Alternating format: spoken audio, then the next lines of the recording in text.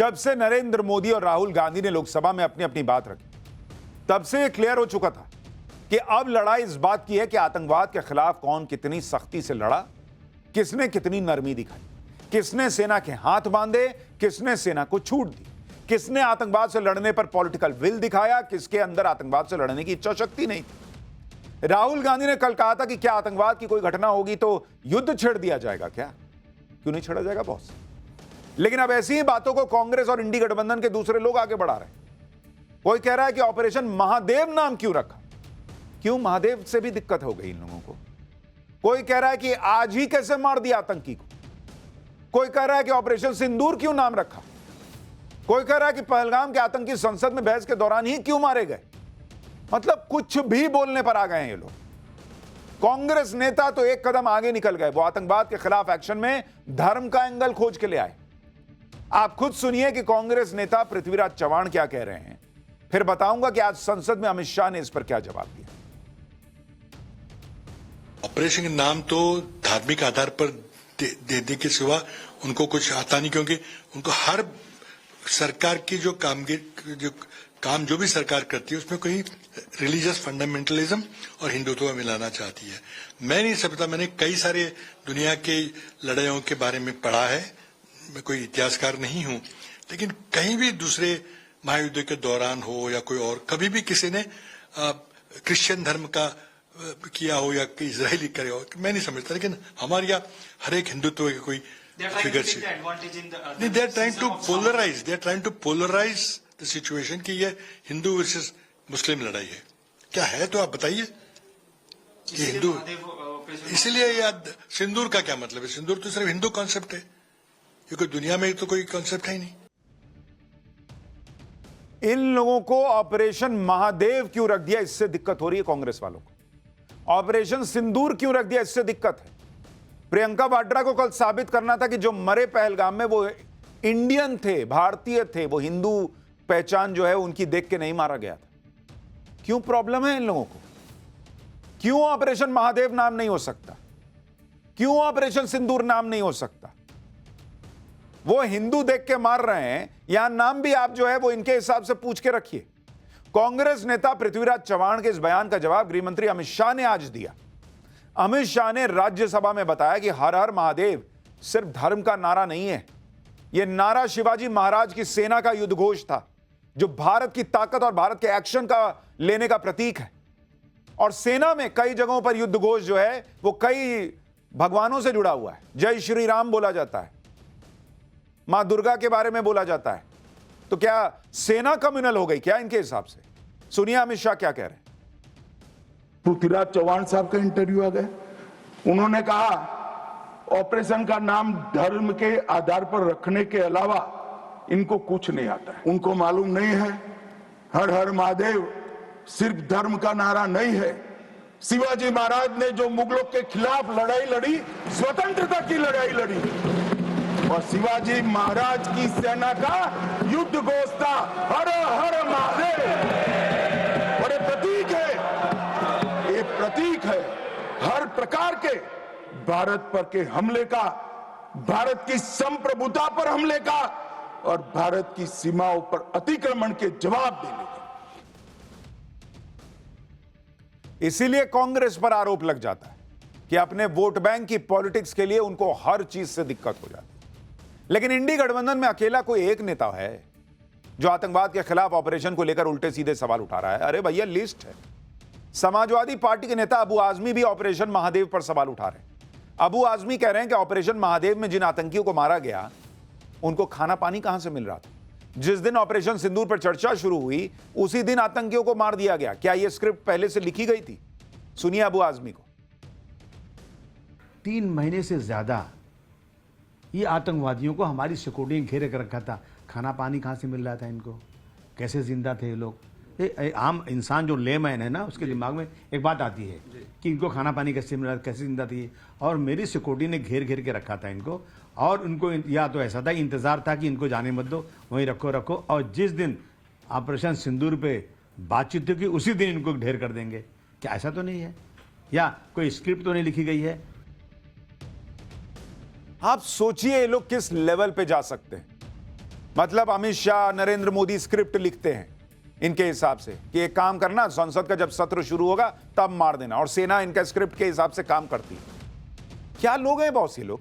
कह रहे हैं लेमन के दिमाग में ये सवाल आता, किसी लेमन के दिमाग में ये सवाल नहीं आता। आप सवाल डालना चाहते हैं। कह रहे हैं 3 महीने का खाना कहां से आया। आतंकवादी जब ऐसी घटना करने निकलते हैं तो 3 महीना क्या, कई बार वो बर्फीले रास्ते से आते हैं ना, तो 4-4 महीने का खाना लेके चलते हैं और वहां ठूस ठूस के बिरयानी नहीं खाते हैं, सर्वाइव करने के लिए खाना खाते हैं। जो मारे गए उनका जरा चेहरा देख लीजिए, चूसे हुए आम जैसा चेहरा था। ऐसा नहीं था कि दिन का 3 टाइम खाना खा रहे थे, तोंद निकली हुई थी और मार दिए गए कि पूछ रहे हैं खाना कहां से आ रहा था। इनको हर चीज का हिसाब चाहिए, किस दिन मारे, कब मारे, मिला कब, खाना कहां से आया, पानी कहां से पी रहा था, हाथ कहां धोने जाता था, सब इनको बताइए। अबू आजमी जिस समाजवादी पार्टी में है, उस समाजवादी पार्टी के मुखिया अखिलेश यादव भी ऑपरेशन महादेव पे सवाल उठा चुके हैं, तो नीचे वाले लोग भी तो वही करेंगे। अखिलेश यादव ने ऑपरेशन महादेव की टाइमिंग पे सवाल उठाए थे और आज आतंकियों के एनकाउंटर को यूपी में अपराधियों के एनकाउंटर से जोड़ रहा है। यह ऐसा ही है जैसे सेब और संतरे की तुलना करना। सुनिए अखिलेश यादव को। ये तो उत्तर प्रदेश में चलती थी नीति ठोक दो, ये लोकसभा की नीति नहीं है ठोक दो। ठोक दो से मैं क्या समझूं, जो यूपी में हो रहा था वही होगा। पर क्रिमिनल्स और टेररिस्ट में कुछ तो डिफरेंस होता है अखिलेश जी, मतलब आपने इक्वेट जो यूपी से किया है। नहीं, ठोक दो किससे ये रिलेट हुआ है? अगर कोई ये बता सके कि ठोक दो किससे रिलेट हुआ है। 2014 से पहले और अगर ये बात टेररिस्ट मारे गए हैं तो फिर एक बार इंटेलिजेंस फेलियर हुआ है। टेररिस्ट मारे गए हैं तो इंटेलिजेंस फेलियर हुआ है। कोई है इस बात का तर्क आपको दिखता है? पहले इन्होंने कहा कि ऑपरेशन सिंदूर किया, वो सफल नहीं हो रहा है ढंग से इनके हिसाब से। उसके बाद कहे कि अच्छा ऑपरेशन सिंदूर तो कर दिया, पहलगाम के आतंकी अब तक क्यों नहीं मारे, मार दिए तो फलाना दिन ही क्यों मारे। और अब कह रहे हैं कि भाई ठोक दिया। ठोक दो का क्या मतलब, क्यों ठोक दिया, तो आपको क्या दिक्कत? आतंकी ठोक दिए गए, उनका माथा फोड़ दिया गया, खोपड़ी खोल दी गई, इससे आपको क्या दिक्कत हो रही है भाई? ठोक दिया, जमीन में गाड़ दिया, कुछ भी किया, आपको दिक्कत क्या है? भारतीय के तौर पे तो आपको खुश होना चाहिए कि जिन 3 लोगों ने हिंदू धर्म हो के हो नहीं हो पूछ के मारा, भारतीयों को मारा, हिंदुओं को मारा, उनको जो है ऊपर भेज दिया गया। ठोक दो, उससे भी दिक्कत है। ऑपरेशन सिंदूर पर इंडी गठबंधन के नेताओं में जैसे अतरंगी बयान देने की होड़ लगी हुई। समाजवादी पार्टी में तो भाई एक से एक हैं, जया बच्चन सांसद हैं, कह रही हैं कि ऑपरेशन का नाम ऑपरेशन सिंदूर क्यों रखा? सिंदूर तो उजड़ गया था, तो ये नाम क्यों रखा? सुनिए एक बार इनको। ये नाम सिंदूर दिया क्यों? सिंदूर तो उजड़ गया लोगों का, जो मारे गए, जिनकी पत्नियां रह गईं। ये नाम सिंदूर दिया क्यों? सिंदूर तो उजड़ गया लोगों का, जो मारे गए, जिनकी पत्नियां रह गईं। इन लोगों को हर चीज से दिक्कत है बॉस।